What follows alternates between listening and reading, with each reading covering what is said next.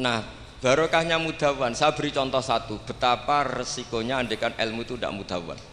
Ya kayak Khawarid itu orang yang ibadahnya khusyuk, tapi itu kecelakaan bagi sejarah umat. Sampai Nabi ngendikan syarru hadil ummah al khawarid syarrul khalqi wal khaliqah. Orang Khawarid itu buruk-buruknya makhluk, ini Kak sabda Rasulullah sallallahu alaihi wasallam.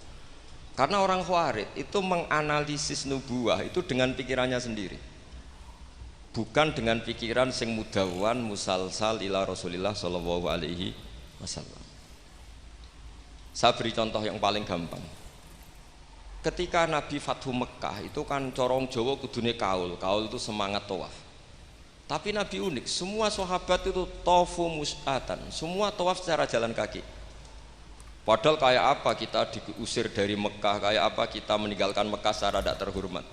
Mestinya Fathu Mekah yang diperjuangkan mati-matian itu menjadikan hal yang luar biasa. Dan kita punya kaidah al-ajur bi qadrit ta'ab, bahwa pahala itu sesuai tingkat kesulitan. Tapi Nabi itu unik, semua sahabat itu tawaf jalan, tapi Nabi itu tawaf rakiban. Nabi dengan santainya naik unta, kemudian beliau tawaf. Itu andai kan tidak ditadwin, tidak dibukukan oleh ulama-ulama, termasuk Imam Nawawi yang ngarang Majmu', maka orang Khawarid atau yang sejenisnya, nggak usah diterjemah garis keras atau garis apa nanti sensitif, pokoknya Khawarid dan sejenisnya. Dan itu di Mekah, jadi kamu jangan ngait-ngaitkan dengan Indonesia. Itu mesti menafsirkan kok enak Nabi lengas-lengas numpak unta sing liyane mlaku.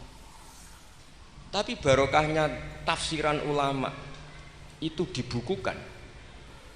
Nabi yang saat itu thawafa rakiban, ya, Nabi yang saat itu tawaf secara berkendara itu afdolu mungkin bi alfi fadilatin sampai ila ma la nihayatallah daripada yang tawaf masyian. Karena yang tawaf berjalan itu hanya melakukan satu kaidah bahwa al-ajru bi qadrit ta'ab. Tapi itu punya resiko fikih jangka panjang. Andai kan Nabi ikut tawaf jalan, maka akan dianggap syarat sahnya tawaf harus berjalan. Dan itu kita kesulitan ketika kita setengah lumpuh, setengah sakit.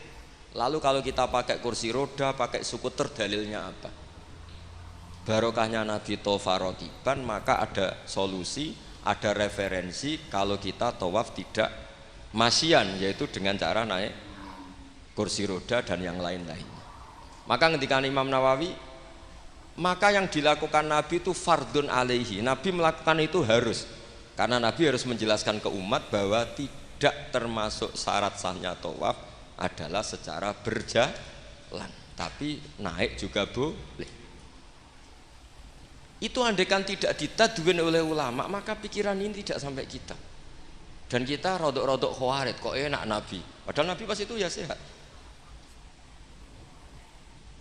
Nah sama, ketika Mbah Mun ngersakno Gus Yasin jadi wakil gubernur, juga abahnya Gus Rosid ini Gus Subab kerso jadi DPR RI, Gus Kamil ya ketua DPR Rembang. Itu maka menjadi fikih bahwa ulama itu tidak harus berhadapan-hadapan dengan negara. Buktinya orang sekali berbah Mun, putrane diminta disuruh mengkhidmati negara. Sehingga harus menjadi tradisi besar bahwa ulama dan umarok tidak harus berbenturan. Bukan masalah menangkal, coba kalau itu tidak ada rawinya, paling golek gaji, paling golek duit. Loh itu kan ruwet. Itu tafsiran Khawarid.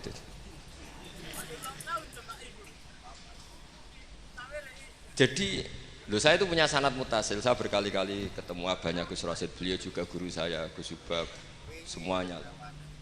Itu ketika beliau menolak, itu Mbah Mun maksa. Gus Kamil dulu pertama disuruh jadi DPR ya menolak, sampai pernah transit di dalam saya di Jogja itu 3 hari.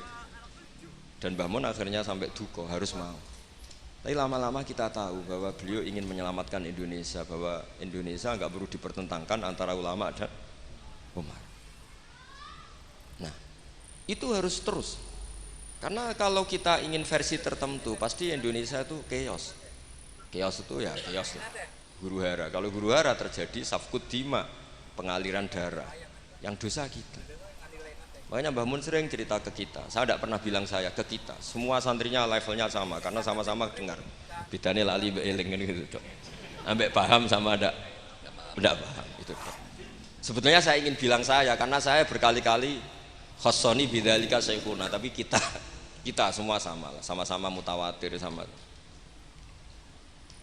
Fiqhus siyasa atau fiqhul imamah atau fiqhul khilafah, terserahlah bahasa sampeyan. Itu juga harus diwariskan. Sehingga dulu sampean tak ceritani, dulu yang semi-semi khawarij itu ya sudah banyak. Wah, Nabi itu harus ngomong akhirat terus, masa Nabi jabat? Oke, dari segi jabatan itu duniawi, kesannya buruk karena jabatan itu duniawi. Tapi kalau dibalik, atardo ayyaku nasolihu tahta yadidz zalim. Kue ridho kalau orang-orang yang nggak sholat, nggak cewek, nggak istinja, mimpin wong soleh. Mesti harus dibalik, harus membolehkan orang soleh yang mimpin orang dolim, jangan dibalik. Wong soleh bokon yang masjid kabeh wiridan kabeh dipimpin wong dolim hanya karena kamu mengharamkan politik. Jadi orang itu harus ngerti. Makanya ketika beberapa nabi itu harus kita tahu, ada nabi yang ngaji terus kayak Nabi Yahya, Nabi Isa. Ada yang nabi yang seumur-umur itu jabat kayak Nabi Dawud, Nabi Sulaiman. Kamu boleh niru Nabi Dawud, Sulaiman jabat, tapi nggak boleh meniru istrinya 1000. Itu 4 saja masalah gitu ya. Sitok wis kudu pegatan ya gitu. Rai-rai gak meyakinkan ini satu aja sudah. Tapi itu tidak saya loh.